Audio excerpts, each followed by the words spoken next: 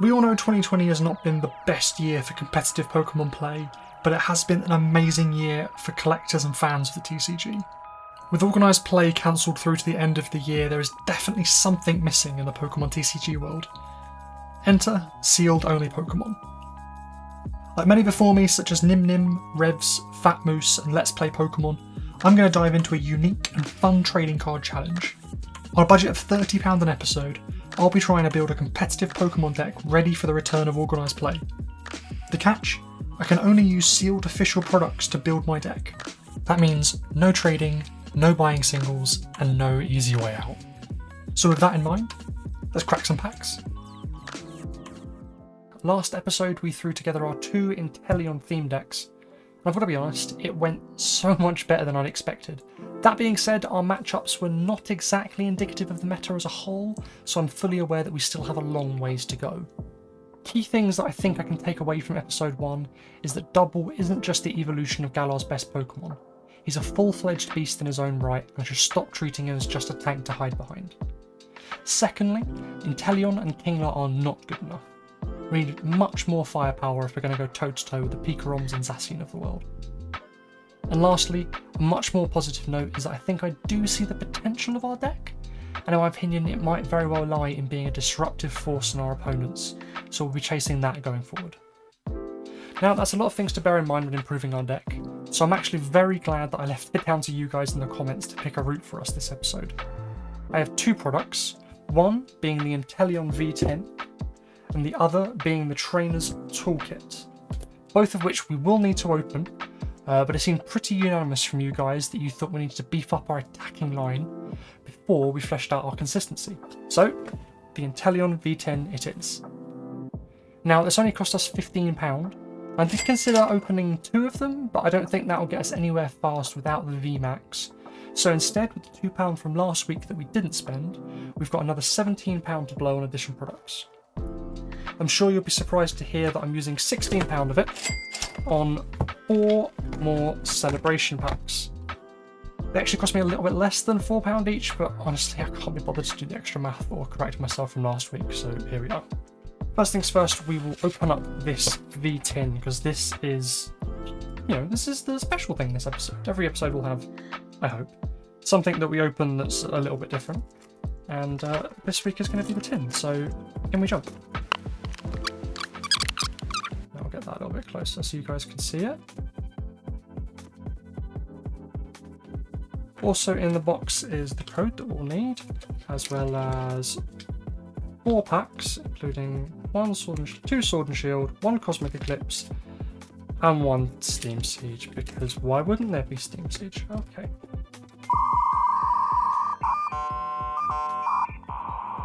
I'm going to leave the Cosmic Eclipse till last because I haven't opened that in so long. Let's open up some Sword and Shield. Sword and Shield actually carries things that we need. The main one off the top of my head that we really could do with is Frostmoth. That would be a game changer for us. And that is a good start getting us Snun. Alright.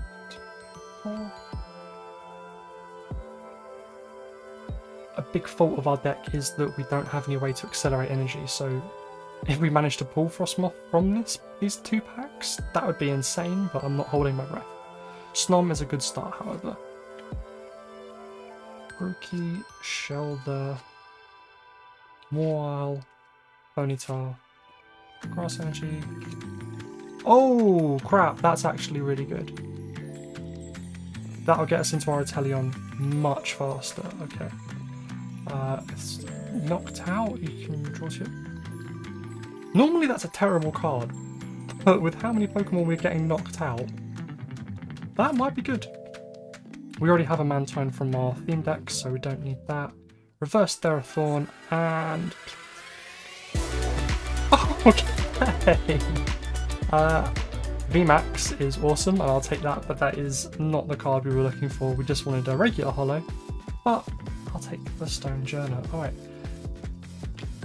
One moment while I get sleeves. Got another chance of getting the Frostmoth, but you know what? VMAX, I'll take it. That's fun open.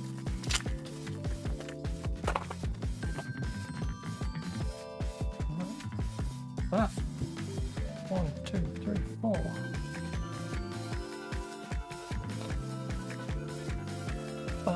Toy, come on.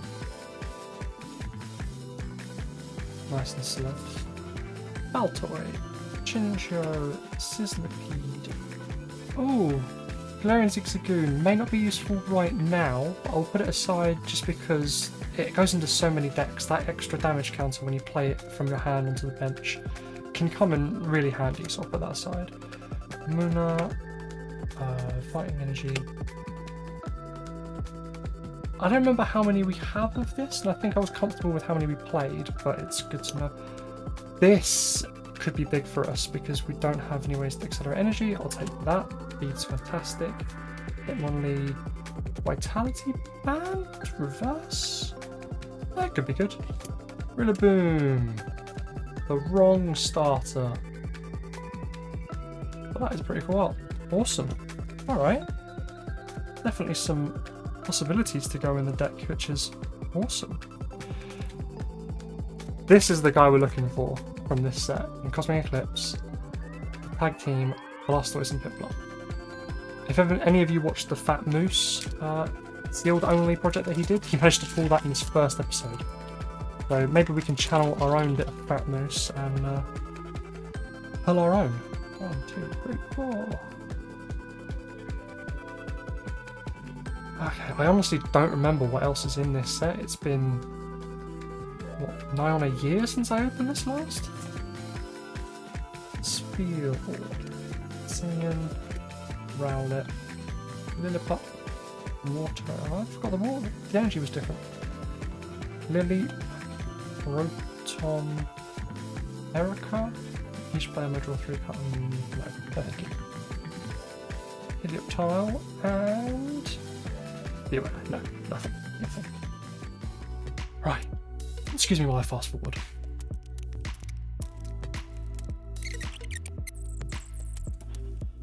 Righty-ho.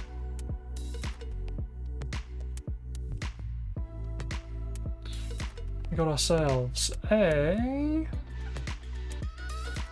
Purloin, Starly, Aaron, Chubchoo, Rowlet, Grass Energy, Powerful Energy. Oh, this could be good for our Dubwool V actually, I'll put that aside. Solrock, Steenie, Talonflame, and Mimikyu. Which would be appropriate if people were still playing Mallow and Lana, but I don't really see it that much anymore, so. On to our Grimmsnarl.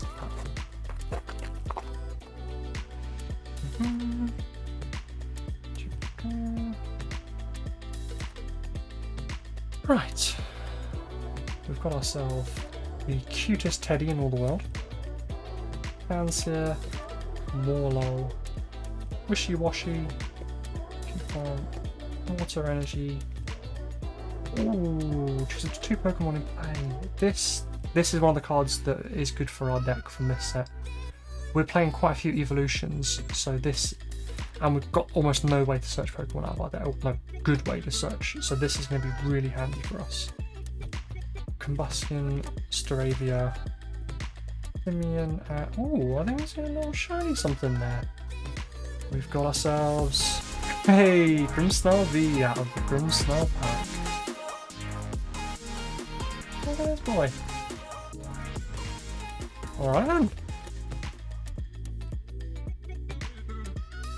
My heart did jump a little bit when I saw that it was a Darkness Pokemon, thinking maybe it was going to be a Crobat, but hey ho. What are you going to do? 1, 2, 3, 4.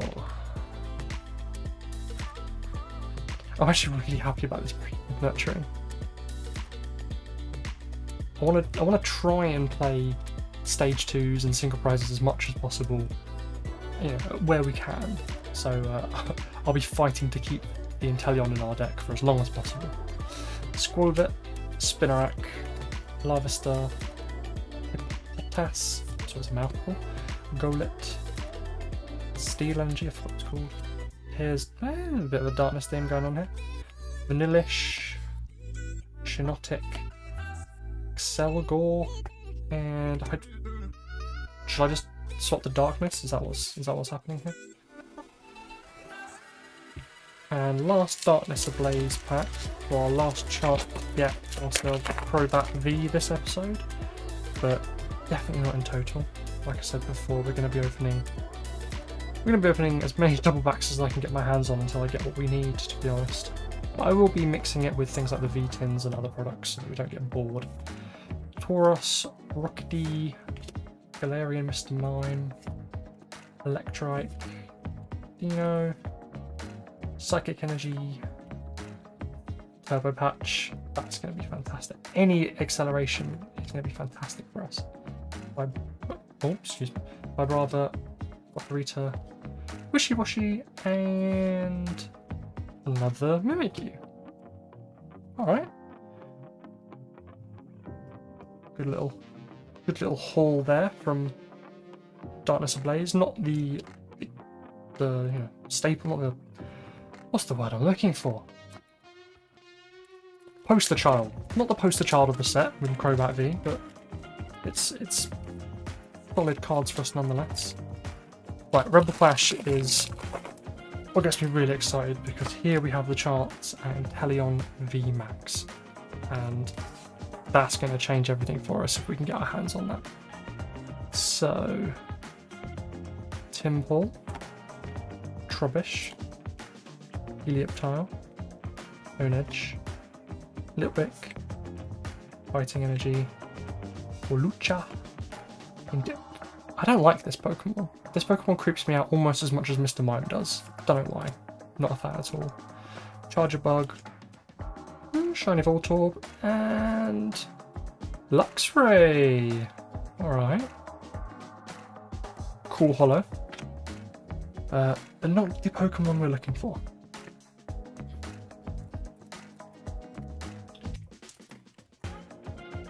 Pack number 2.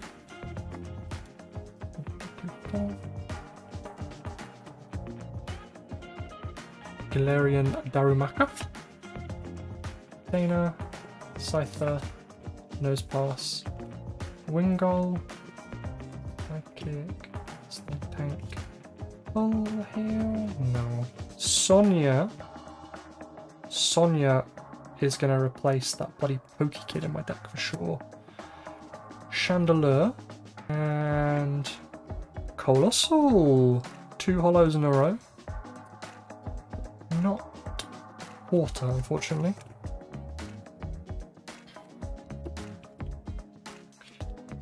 We're getting plenty of trainer support that we need, but I was hoping this episode would give us more Pokemon that we were looking for.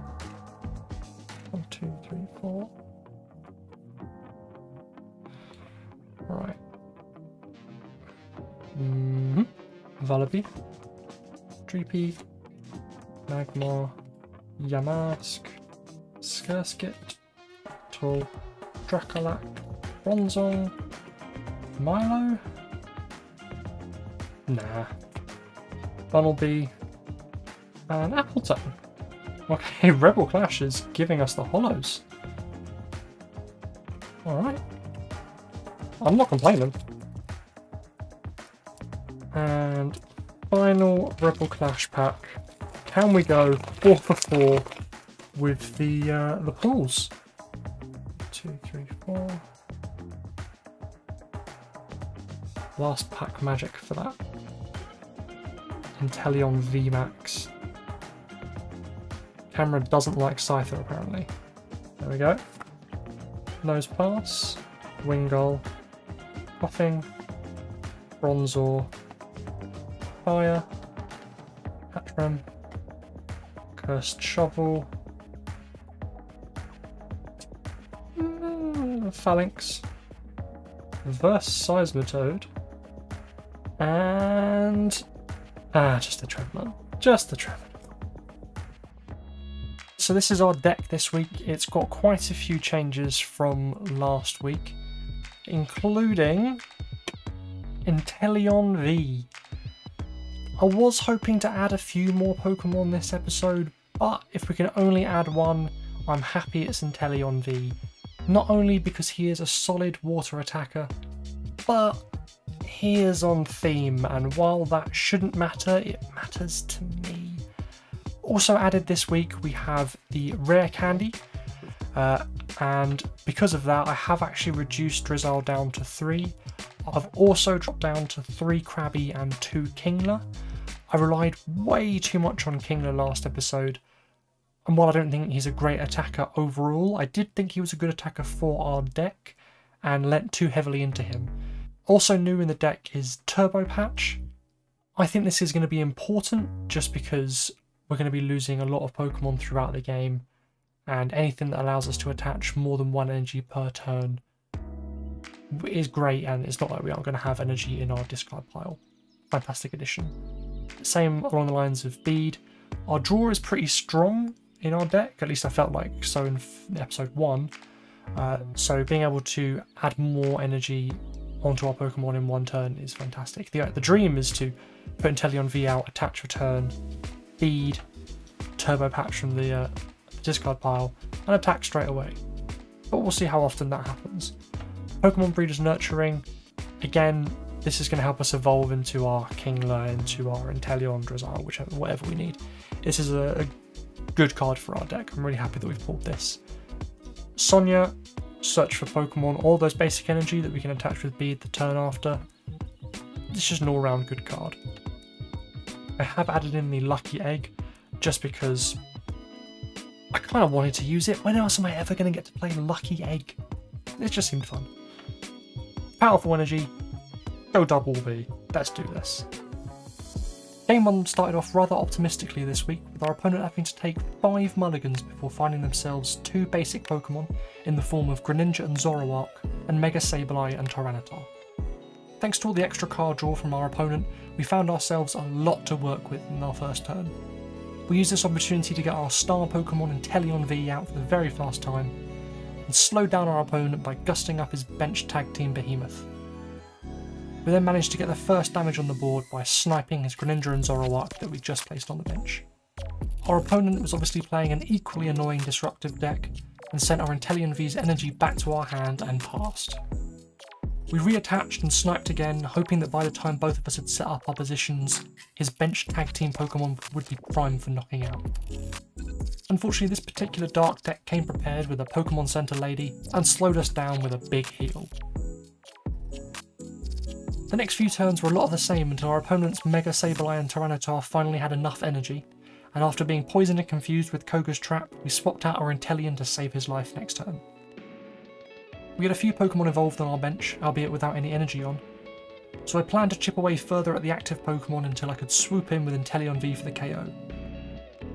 Unfortunately, energy decided to elude us this game, and we lost 4 prizes before being forced to bring Inteleon V back into the active position. A well-timed energy swap off the top of the deck opened up the possibility of using Dubwool V, who could not only do 240 damage to the active, but actually survive a hit from our opponent. We waited to see if a boss's order would appear, but the Bede from our opponent meant that we knew we could swap into Inteleon V for the KO next turn. Greninja and Zoroark was now greatly weakened by the fact that all the energy that would have buffed his attack had left the battlefield with the KO of Mega Sableye and Tyranitar. Unfortunately, I had no way left in the deck to power up either of our V Pokemon quickly, and only one switching option left in the deck to try and buy some more time, so despite putting up a good fight and coming really close, we fell Game 1 to the Dark Box. Game 2 looked from the offset to be against a Dragapult deck, which is something I haven't seen for quite a while and was honestly excited to play against. I was really looking forward to be able to getting Inteleon V out once more at the start of the game, only to find both he and Dubwool V were in my prizes, so we doubled down on our OG Inteleon, hoping to Rare Candy into him next turn. I was thrown off by the Clefairy in the active position, having not paid any attention to a new 1-prize Clefairy in some time, before seeing the Clefable evolution that stripped away my energy. Despite this obviously annoying situation, I was honestly so enamoured with the idea of being screwed by this Clefable that as the game swiftly rolled away from me, I didn't even mind losing to the deck. That being said, if I see this deck one too many times on the ladder, I am going to swiftly hate playing against this.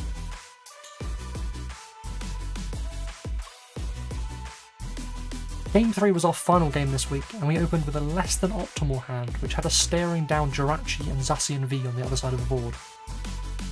Our opponents searched out the new Charmander from Vivid Voltage, and I will admit I got a little excited at the prospect of this being a fire deck that we could hit for weakness. On our next turn we searched out our big V Pokemon using Sonia, whiffed the Pokégear, and with no gas left in hand, started powering up our Inteleon V. Our opponent kindly manied us, which was great considering our hand, and then drew using Zacian's ability.